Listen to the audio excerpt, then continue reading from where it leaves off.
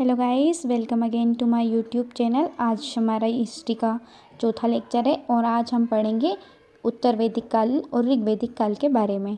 Video को अंत तक ज़रूर देखिएगा और वीडियो कैसा लगा कमेंट में बताइएगा। Thank you guys.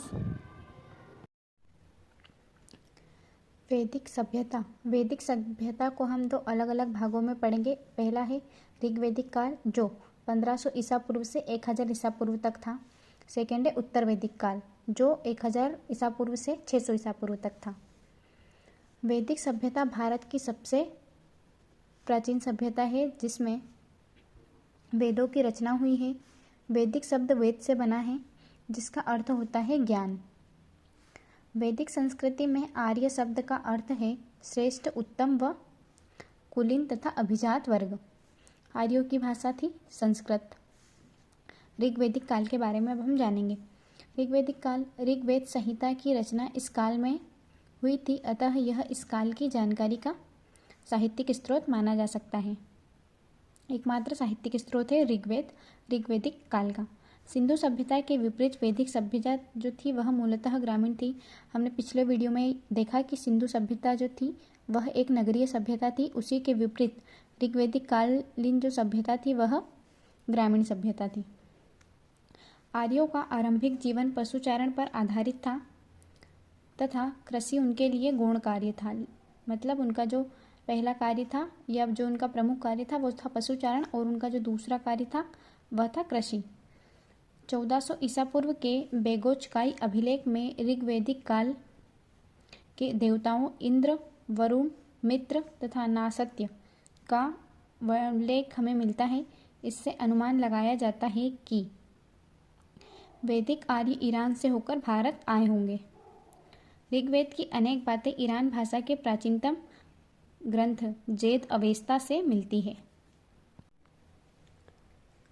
आर्यों के मूल निवास के संदर्भ में विभिन्न विद्वानों के विचार या उनके मत अलग अलग हैं। अब हम कुछ विद्वान और उनके आर्यों के मूल निवास को लेकर क्या मत रहे हैं यह देखेंगे। तो पहले विद्वान है प्रोफेसर मैक्समूलर। मैक्समूलर का मत है कि जो आर्य है वह मध्य एशिया यानी कि बैक्ट्रिया से भारत आए थे। बाल गंगाधर तिलक का अनुमान है कि यह उत्तरी ध्रुव से भारत आए थे। दयानंद सरस्वती मानते हैं कि यह तिब्बत से भारत आए थे तथा डॉक्टर अविनाश चंद्र दास मानते हैं कि यह सप्त सिंधु क्षेत्र से भारत आए थे। अब हम इनका भौगोलिक विस्तार देखेंगे।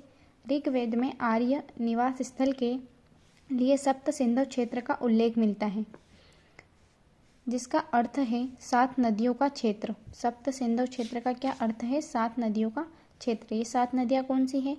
सिंधु, सरस्वती, शत्रुदी यानी सतलज, विपाशा, पारुष्णी, वितस्ता और अश्किनी। ऋग्वेद से प्राप्त जानकारी के अनुसार आर्यों का विस्तार अफगानिस्तान, पाकिस्तान तथा पश्चिम उत्तर प्रदेश तक था। सप्त सिंधु क्षेत्र के रूप में हम इस एरिया को देखेंगे। इसमें हमारा इधर पाकिस्तान आ जाएगा, पंजाब और इधर पश्चिमी उत्तर प्रदेश का एरिया भी इसमें शामिल रहेगा। इस काल की यानी कि ऋग्वैदिक काल की सर्वाधिक महत्वपूर्ण नदी रही है सिंधु नदी। सिंधु नदी को बताया गया है, साथ ही जबकि सर्वाधिक पवित्र नदी सरस्वती नदी को माना गया है जिसे देवी तमा या माते तमा तथा नदी तमा भी कहा गया है। ऋग्वेद में गंगा नदी का 1 बार और यमुना नदी का 3 बार उल्लेख मिलता है। ऋग्वेद में हिमालय पर्वत एवं उसकी चोटी मजुवंत का भी उल्लेख किया गया है। अब हम ऋग्वैदिक कालीन नदियाँ देखेंगे जिनका प्राचीनतम नाम अलग और आधुनिक नाम अलग है। पारुष्णी किसका प्राचीनतम नाम है? यह वर्तमान नाम इसका रावी है या रावी का प्राचीनतम नाम पारुष्णी है। शत्रुदी का आधुनिक नाम सतलज है। अश्किनी का आधुनिक नाम चिनाब है। वितस्ता का वास्तविक नाम झेलम है। विपाशा का आधुनिक नाम व्यास है। गोमती का आधुनिक नाम गोमल। कुंभा का वास्तविक नाम काबुल। सदानीरा का गंडक। कुम्मू का है कुर्रम और सिंधु नदी का है इंडस नदी। अब हम ऋग्वैदिक कालीन सामाजिक स्थिति का अध्ययन करेंगे। ऋग्वैदिक समाज पितृसत्तात्मक था। समाज की सबसे छोटी इकाई परिवार या कुल थी, जिसका मुखिया पिता होता था और उसे कुलप कहा जाता था। ऋग्वेद में संयुक्त परिवार प्रचलित थी। ऋग्वैदिक काल में वर्ण व्यवस्था के चिन्ह दिखाई देते हैं तथा ऋग्वेद के 10वें मंडल में पुरुषोक्त का वर्णन मिलता है तथा इसमें 4 वर्णों का उत्पत्ति का वर्णन भी मिलता है। 4 वर्ण हैं ब्राह्मण, क्षत्रिय, वैश्य और शूद्र। इस काल में स्त्रियां अपने पति के साथ यज्ञ कार्यों में भाग लेती थीं। इस काल में बाल विवाह, सती प्रथा एवं पर्दा प्रथा तथा दहेज प्रथा का प्रचलन भी नहीं था। शिक्षा के द्वार स्त्रियों के लिए भी खुले हुए थे। ऋग्वेद में अपाला, घोषा, सिक्ता, लोपामुद्रा आदि विदुषियों का वर्णन मिलता है। आजीवन अविवाहित रहने वाली स्त्री को अमाजु कहा जाता था। ऋग्वैदिक काल में दास प्रथा का भी प्रचलन था, परंतु यह प्राचीन यूनान व रोम की भांति कठोर नहीं था। आर्य मांसाहारी व शाकाहारी दोनों प्रकार का भोजन ग्रहण करते थे तथा आर्यों को वस्त्र सूती व ऊनी व चर्म के बने होते थे। आर्य समाज में विवाह को एक पवित्र संस्कार माना जाता था तथा समाज में 2 प्रकार के विवाह प्रचलित थे, अनुलोम विवाह और प्रतिलोम विवाह। अनुलोम विवाह उसे कहा जाता था जब उच्च वर्ण का पुरुष और निम्न वर्ण की स्त्री हो तथा प्रतिलोम विवाह उस वर्ण को कहा जाता है जब ठीक अनुलोम विवाह के विपरीत उच्च वर्ण की स्त्री और निम्न वर्ण का पुरुष होता था। मृतकों को प्रायः अग्नि में जलाया जाता था, परंतु कभी कभी दफनाया भी जाता था। ये इसका क्रम है। अगर आपको ये मेंस में लिखने के लिए आता है सामाजिक स्थिति के बारे में, तो आप इसके इतने डायमेंशन दे सकते हैं, जैसे जानकारी का स्रोत, उसके बाद परिवार बता सकते हैं, वर्ण व्यवस्था, स्त्रियों की स्थिति, दास प्रथा, मनोरंजन, खान पान, आभूषण, विवाह और दाह संस्कार। अब हम आर्यों के राजनीतिक जीवन के बारे में देखेंगे। ऋग्वैदिक समाज कबीलाई पद्धति पर आधारित था तथा कबीले का एक प्रमुख राजा होता था जिसे गोप कहा गया है। आर्यों को पंचजन कहा जाता था क्योंकि इनके 5 कबीले थे, अनु, ध्रुव, यदु, ध्रुवु तथा तुर्वशु। 10 राज्य युद्ध जो कि 10 राजाओं के बीच हुआ था, यह पारुषणी रावी नदी के तट पर भारत वंश के राजा सुदास तथा 10 जनों, 5 आर्य और 5 अनार्य के मध्य हुआ था। इस युद्ध में सुदास विजय हुए। इसका वर्णन 7वें मंडल में किया गया है ऋग्वेद के। आर्यों की प्रशासनिक इकाइयाँ 5 हिस्सों में बटी हुई थी, जिसमें नीचे से कुल, जिसका मुखिया कुलप होता था, कुल यानी परिवार। सेकंड नंबर पे था ग्राम, ग्राम का अधिपति ग्रामीणी कहलाता था। विष, विष का अधिपति विषपति कहलाता था। जन, जन का अधिपति जनस्य गोप कहलाता था। और सबसे बड़े स्तर पर था राष्ट्र, जिसका अधिकारी गोप कहलाता था। राजतंत्रात्मक शासन प्रणाली मौजूद थी, साथ ही गणतंत्र भी थी। राजा का मुख्य कर्तव्य कबीले की रक्षा करना होता था। इस काल में अनेक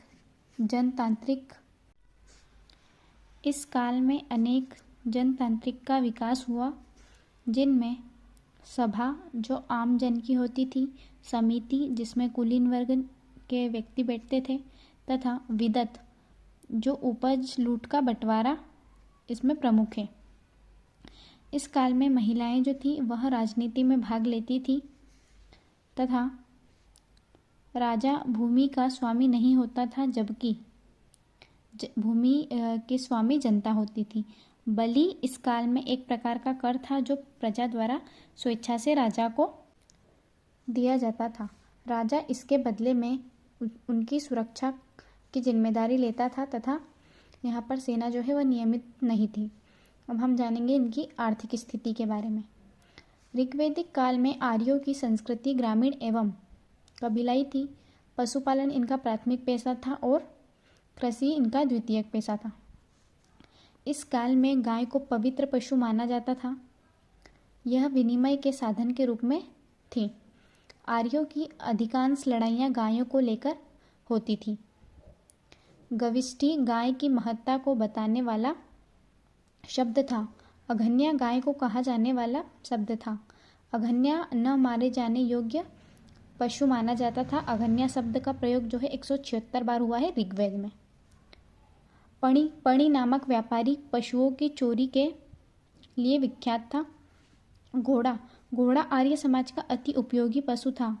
इनके अतिरिक्त गाय, बैल, भैंस, ऊंट आदि पशु भी इनके प्रमुख पशु थे। ऋग्वेद के चौथे मंडल में कृषि संबंधित कार्यों का वर्णन मिलता है। एक अनाज यानी कि यव, जिसे जो वर्तमान में जानते हैं, का उल्लेख है। व्यापार पर पणी यानी व्यापारी लोगों का अधिकार था। व्यापार मुख्य रूप से वस्तु विनिमय प्रणाली द्वारा होता था, परंतु वस्तु विनिमय माध्यम के रूप में गायों व घोड़ों सहित निष्क का भी उल्लेख मिलता है, जो संभवतः सोने का टुकड़ा होता था। मुद्रा की खोज इस समय नहीं हुई थी। बैंकनोट सूदखोर थे और अत्यधिक ब्याज पर पैसा लेते थे। ऋग्वैदिक काल में कपास का उल्लेख कहीं नहीं मिलता है। अयस्क शब्द का उपयोग संभवतः तांबे या कांसे के लिए किया जाता था। इस काल में लोग लोहे से परिचित नहीं थे। अब हम कुछ शब्द देखेंगे जिनका प्राचीन नाम और आधुनिक नाम देखेंगे। उपजाऊ भूमि को प्राचीन काल में उर्वरा कहा जाता था। लांगर या सिर जो है वह हल को कहा जाता था। बर्क बैल को कहा जाता था। करिश और सकृत गोबर की खाद को कहा जाता था। सीता हल की बनी बालियां जो होती थी उन्हें सीता बाली कहा जाता था। अवल कुक या कुएं को कहा जाता था। किवास हलवाहा को कहा जाता था। पर्जन्य बादल को कहा जाता था। उर्दर अनाज को मापने वाला एक पात्र होता था। कुशिद ऋण लेने व बलि देने की प्रथा। अनस बैलगाड़ी होती थी। अब हम आर्यों की धार्मिक स्थिति के बारे में जानेंगे। आर्य बहुदेववादी होते थे पर एकेश्वरवाद में विश्वास करते थे। ऋग्वेद में अनेक देवताओं का अस्तित्व मानता है, परंतु इसमें देवियों के अस्तित्व का अभाव पाया गया है। आकाश के देवता कौन थे? सूर्य, वरुण, मित्र, नासत्य, समिता, कुषण आदि। साथ ही अंतरिक्ष के देवता हैं इंद्र, मरुत, रुद्र, यम, प्रजापति आदि। पृथ्वी के देवता हैं पृथ्वी, अग्नि, सोम, बृहस्पति आदि। ऋग्वेद में इंद्र को पुरंदर कहा गया है तथा ऋग्वेद के 250 सूक्त इंद्र को समर्पित है। इंद्र को आर्यों का युद्ध देवता तथा वर्षा, आंधी, तूफान का देवता माना गया है। दूसरे महत्वपूर्ण देवता अग्नि थे, जिन्हें 200 सूक्त समर्पित है। अग्नि का कार्य मनुष्य एवं देवताओं के बीच मध्यस्थता स्थापित करना था। सोम को पेय पदार्थ का देवता माना जाता था, जिसका उल्लेख ऋग्वेद के 9वें मंडल में है। ध्वंस को ऋग्वैदिक कालीन देवताओं में से प्राचीन माना जाता था। सरस्वती नदी की देवी थी, जो बाद में विद्या की देवी हो गई थी। ऋग्वैदिक काल में मूर्ति पूजा का उल्लेख नहीं मिलता है। पूषण ऋग्वैदिक काल में पशुओं के देवता थे, जो उत्तर वैदिक काल में शूद्रों के देवता हो गए थे। रुद्र अनैतिक आचरण से संबद्ध माने जाते हैं। ये चिकित्सा के संरक्षक माने जाते हैं। हॉलर ने इन्हें यूनानी देवता अपोलो के समान माना है। हमारा ऋग्वैदिक काल पूर्ण हुआ। अब हम जानेंगे उत्तर वैदिक काल के बारे में, जिसका समय है 1000 ईसा पूर्व से लेकर 600 ईसा पूर्व तक। उत्तर वैदिक काल के अध्ययन के लिए सबसे महत्वपूर्ण साहित्यों में सामवेद, यजुर्वेद, अथर्ववेद तथा ब्राह्मण ग्रंथ एवं आरण्यक प्रमुख थे। सामान्यतः लौह प्रौद्योगिकी युग की शुरुआत उत्तर वैदिक काल से मानी गई है। यह उत्तर वैदिक काल का क्षेत्र था जो भौगोलिक विस्तार हम देखेंगे। इस काल की सभ्यता का केंद्र पंजाब से कुरुक्षेत्र यानी कि दिल्ली और गंगा यमुना दोआब के उत्तरी भाग तक फैल गया था। दोआब का मतलब होता है दो नदियों के बीच का क्षेत्र।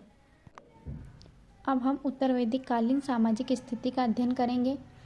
उत्तर वैदिक काल में सामाजिक व्यवस्था का आधार जो है वह वर्ण व्यवस्था ही था, लेकिन वर्ण व्यवस्था में कठोरता आने लगी थी। वर्णों का आधार कर्म पर आधारित न होकर जाति पर आधारित होने लगा था। इस समय समाज 4 वर्ण ब्राह्मण, क्षत्रिय, वैश्य और शूद्र में विभाजित था। इस काल में यज्ञ को अत्यधिक बढ़ावा मिला तथा उनका महत्व अत्यधिक बढ़ गया, जिसमें ब्राह्मणों की शक्ति में अपार वृद्धि हुई तथा ऐत्रेय ब्राह्मण में चारों वर्णों के कर्तव्यों का वर्णन मिलता है। इस काल में केवल वैश्य ही कर चुकाते थे, जबकि ब्राह्मण एवं क्षत्रिय दोनों वैश्य से वसूले गए राजस्व पर जीते थे, अपना निर्वाह करते थे। क्रम में सबसे निचला वर्ण शूद्र का था, जिनका कार्य अन्य 3 वर्णों की सेवा करना था। इस काल में स्त्रियों की स्थिति में गिरावट आई। स्त्रियों के लिए उपनयन संस्कार को प्रतिबंधित कर दिया गया। ऐत्रेय ब्राह्मण में पुत्र को कृषण कहा गया है। शतपथ ब्राह्मण में कुछ विदुषी कन्याओं का उल्लेख मिलता है, जिनमें गार्गी, गंधर्व, ग्रहीता, मैत्रेयी, वेदवती आदि स्त्रियों का पैतृक संपत्ति से अधिकार छीन लिया गया तथा सभा में प्रवेश वर्जित हो गया था। पारिवारिक जीवन ऋग्वेद के समान ही पितृसत्तात्मक था। उत्तर वैदिक काल में गोत्र व्यवस्था स्थापित हुई। गोत्र शब्द का अर्थ है वह स्थान जहाँ समूचे कुल के गोधन को एक साथ रखा जाता है, परंतु बाद में इस शब्द का अर्थ मूल पुरुष के वंशज से हो गया। सर्वप्रथम ज्वालो उपनिषद में चारों आश्रमों यानी कि ब्रह्मचर्य, गृहस्थ, वानप्रस्थ और संन्यास का वर्णन मिलता है। 16 संस्कार कौन से हैं? गर्भाधान, पुंसवन, सीमांतोन्नयन, उन्नयन, जातकर्म, नामकरण, निष्क्रमणम, अन्नप्राशन, चूड़ाकर्म, कर्णवेद, विद्यारंभ, उपनयन, वेदारंभ, गोदान, समावर्तन, विवाह और अंतिम संस्कार है अंत्योष्टि। अब हम इनकी राजनीतिक स्थिति के बारे में जानेंगे। इस काल में पहली बार क्षेत्रीय राज्यों का उदय हुआ तथा कबीले पर शासन करने वाला राजा अब उस प्रदेश पर शासन करने लगा। राष्ट्र शब्द जो प्रदेश का सूचक है, इस काल में पहली बार प्रकट हुआ। यह पूरा प्रदेश 5 क्षेत्रों में बटा हुआ था। 5 क्षेत्र कौन से थे? उत्तर में सबसे उत्तर में क्षेत्र था वे राज्य का प्रमुख था विराट, और पश्चिम में था स्वराज जिसका प्रमुख स्वराट था। मध्य में राज्य प्रमुख था जिसके प्रमुख का नाम राजा था। पूर्व में साम्राज्य क्षेत्र था जिसका मुख्य सम्राट था तथा दक्षिण में भोज्य प्रमुख था जिसका सम्राट भोज था। राजा की देवीय उत्पत्ति का सिद्धांत सर्वप्रथम ऐत्रेय ब्राह्मण में मिलता है। उत्तर वैदिक काल में राजतंत्रात्मक शासन व्यवस्था और सशक्त हुई। इस काल में राजा का पद वंशानुगत हो गया था। इस काल में राज्य का आकार बढ़ने से उसके महत्व और अधिकारों में वृद्धि हुई थी। इस काल में सभा, समिति आदि में प्रतिनिधि संस्थाओं का प्रभाव भी क्षीण हुआ था। विदत का न तो नामो निशान ही न रहा था, जबकि सभा और समिति अपनी जगह पर बनी रही, परंतु उनका स्वरूप बदल गया। सभा नामक संस्था में स्त्रियों का प्रवेश वर्जित कर दिया गया। आरंभ में पांचाल एक कबीले का नाम था, परंतु बाद में वह प्रदेश का नाम हो गया। इस काल में पांचाल सर्वाधिक विकसित राज्य था। राजा का राज्याभिषेक राजसू यज्ञ से संपन्न होता था, जिसका विस्तृत वर्णन शतपथ ब्राह्मण में मिलता है। यजुर्वेद में राज्य के उच्च पदाधिकारियों को रत्नी कहा गया है। शतपथ ब्राह्मण में 12 प्रकार के रत्नियों का विवरण मिलता है। 12 प्रकार के रत्नी कौन से थे? पद था सेनानी, इसका नाम सेनापति था। सूत राजा का सारथी, ग्रामीण ग्राम का मुखिया, भागदूत कर संग्रहणकर्ता यानी कि टैक्स कलेक्टर, संग्रहिता कोषाध्यक्ष, अक्षावाप पासे के खेल में राजा के सहयोगी होता था। और छता जो था वो प्रतिहारी होता था यानी कि रक्षक। गोवीकर्तन जंगल विभाग का प्रमुख होता था। पालागल विदूषक होता था जो विद्वान होता था। महिषी मुख्य रानी होती थी। पुरोहित धार्मिक कृत्य करवाने वाला तथा युवराज जो है वह राजकुमार होता था। राजा न्याय व्यवस्था का सर्वोच्च अधिकारी होता था। ब्राह्मण को मृत्यु दंड नहीं दिया जाता था। बलि ऋग्वेदिक काल में राजा को दिया जाने वाला स्वेच्छा से एक कर था जो उत्तर वैदिक काल में आते आते नियमित हो गया था। इसकी मात्रा 1/6 भाग होती थी। उत्तर वैदिक काल में आर्थिक स्थिति हम जानेंगे। इस काल में पशुपालन की जगह कृषि प्रथम पेशा बन गया था। शतपथ ब्राह्मण में कृषि से संबंधित चारों क्रियाएं जुताई, बुनाई, कटाई, मड़ाई का उल्लेख मिलता है। इस काल में लोहे से बने उपकरणों के प्रयोग से कृषि क्षेत्र में क्रांति सी आ गई थी। यजुर्वेद में लोहे के लिए श्याम अयस्क एवं कृष्ण अयस्क शब्द प्रयोग हुआ है। लोहे से बने उपकरण के प्रयोग से कृषि विस्तार के साथ साथ फसलों की संख्या में वृद्धि हुई और धान प्रमुख फसल बन गई थी। अतरंजी खेड़ा में पहली बार कृषि से संबंधित लोह उपकरण प्राप्त हुए हैं। लोहे के उपकरण में वृद्धि होने से कृषि में वृद्धि हुई, कृषि में वृद्धि होने से व्यापार में वृद्धि हुई और व्यापार में वृद्धि होने से जनसंख्या में भी वृद्धि हुई। उत्तर वैदिक काल में कृषि में विस्तार, शिल्पों में कुशलता, व्यापार एवं वाणिज्य में विस्तार हुआ।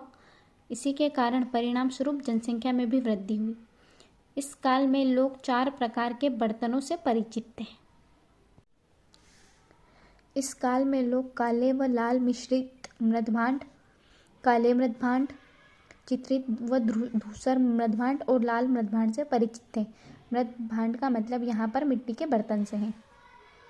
ब्राह्मण ग्रंथों में श्रेष्ठिन का भी उल्लेख मिलता है। श्रेष्ठिन श्रेणी का प्रधान व्यापारी होता था। टीन, निष्क, सतनाम, कृष्णल, रत्तिका तथा गुंजा आदि माप की विभिन्न इकाइयाँ थीं। निष्क जो ऋग्वैदिक काल में स्वर्ण आभूषण था, अब वह मुद्रा के रूप में माना जाने लगा था। व्यापार पर्ण यानी कि मुद्रा द्वारा संपन्न होता था। उत्तर वैदिक आर्यों को समुद्र का ज्ञान हो गया था। वैदिक ग्रंथों में समुद्र यात्रा की भी चर्चा है, जिससे वाणिज्य एवं व्यापार का संकेत मिलता है।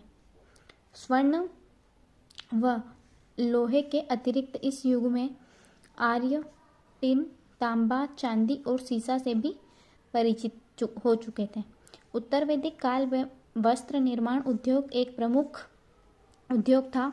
कपास का उल्लेख इस काल में नहीं मिलता है। ऊर्ण यानी कि ऊन, शज यानी कि सन का उल्लेख इस काल में मिलता है। सिक्के का अभी नियमित प्रचलन प्रारंभ नहीं हुआ था। धार्मिक स्थिति। उत्तर वैदिक काल में कर्मकांडों का उद्देश्य मूलतः भौतिक सुखों की प्राप्ति करना था। इस काल में गंगा, यमुना, दोआब आदि संस्कृति का केंद्र स्थल बन गया था। यह इस संस्कृति का मूल था। यज्ञ के साथ साथ अनेकानेक अनुष्ठान व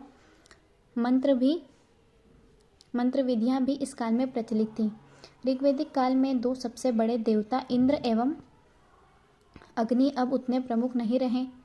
इंद्र के स्थान पर प्रजापति यानी कि सृजन या उत्पत्ति के देवता को सर्वोच्च स्थान मिल गया। वह पूषण जो पहले पशुओं के देवता हुआ करते थे, अब वो शूद्रों के देवता हो गए थे। सर्वप्रथम शतपथ ब्राह्मण में पुनर्जन्म के सिद्धांत का उल्लेख मिलता है। इस काल में 2 महाकाव्य थे, रामायण और महाभारत। उत्तर वैदिक काल में बहुदेववाद, वासुदेव संप्रदाय, वासुदेव षट दर्शनों यानी कि सांख्य, योग, न्याय, वैशेषिक, मीमांसा और वेदांत का बीजारोपण हुआ। मृत्यु की चर्चा सर्वप्रथम शतपथ ब्राह्मण तथा मोक्ष की चर्चा सर्वप्रथम उपनिषद में मिलती है। तथा परीक्षित को मृत्यु लोक का देवता कहा गया। अब हम कुछ दर्शन और उनके प्रवर्तक देखेंगे। चरवा किसका दर्शन है? चरवा चार्वाक का दर्शन है। ऐसे ही योग पतंजलि का दर्शन है तथा सांख्य कपिल मुनि का दर्शन है। न्याय गौतम का दर्शन है और पूर्व मीमांसा जैमिनी का तथा उत्तर मीमांसा बादरायण का दर्शन है और वैशेषिक जो है वह कणाद या उलूक का दर्शन है। थैंक यू गाइस, आज के लिए बस इतना ही। मिलते हैं नेक्स्ट वीडियो में अगले टॉपिक महाजनपद काल के साथ।